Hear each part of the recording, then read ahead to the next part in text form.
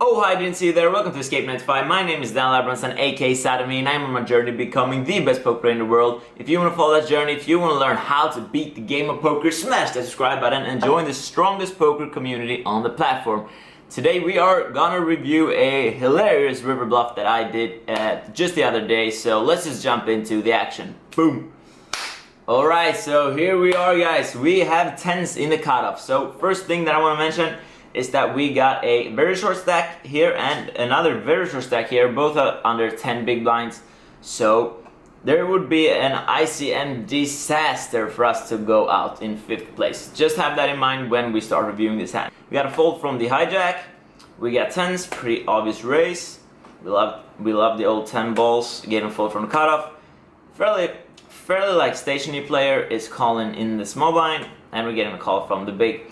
So this just makes the hand pretty interesting, is that we are the 3 big stacks and the 2 short stacks are very short, so we should all kind of play a bit passive against each other, because like any one of us who loses this pot will be a disaster if we would to go all in.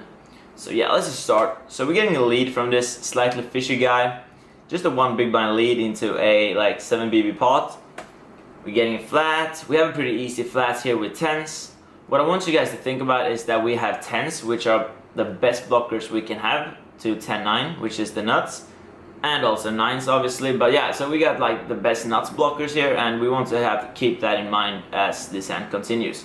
But no need to do anything else but to call here, because we have a good hand that can still win at showdown. We got the gutter, get an insane price. So this is where it gets interesting. So now the ace gets there. And if we look at the 10-9 combos, at this final table we probably just had 10-9 suited. But now the ace gets there, and which means that king 10 are now the nuts. And king 10 we will always have the offsuit combos. So this means that if we weren't raising much king 10 on the flop, we will have 16 combinations of king 10 now, which is the nuts. So keep that in mind. Like it's very easy for us to have the nuts at this point. So now this stationary player bets a little over half pot. We get a fold from the other guy, and since it's so much ICM between us, I don't feel like I want to raise my strongest hand here at a high frequency at all. So if we were to have like a good 2 pair, I would probably just call. King 10 would mainly call, maybe raise a little bit. 10-9 still mainly call as well. So we will be playing a pretty passive strategy here on the turn, and then we would decide what we want to do on the river. But now we have a double gut shot with the 10s and also the very best blockers to the nuts. So very standard call here. So the river is a 5, and now things get very interesting. So we have 255,000 behind, there's 125,000 in the middle.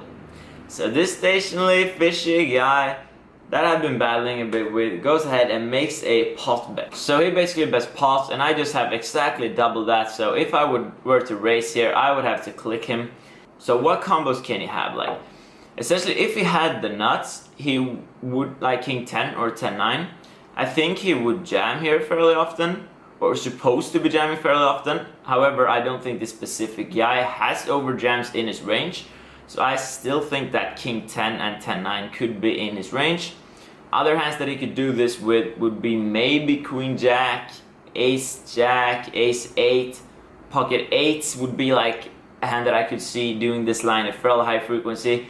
However, like his line is fairly weird overall, like with the lead and everything. But yeah, so he ends up here with a pot. So what's going through our head here? And the thing here is that I can just see these 16 combinations of king 10, right? So if I have almost all of them, it's a little bit racing on the flop, a little bit racing on the turn. It's just like, even though it's such a low stack to pot ratio, he will get such a good price if we raise this river. I feel like we just have the stone cold best blockers to just king 10, 10-9. Like what else could we want besides these 10s, right?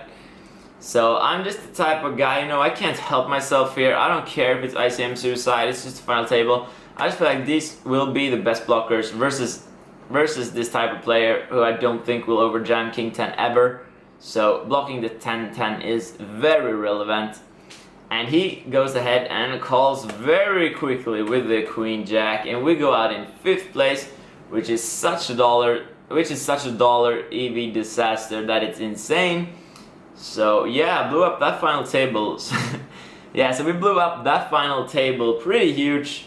So do you think this river jam is genius or madness? Comment down below. Do you like it? Do you not like it? Why? Why not?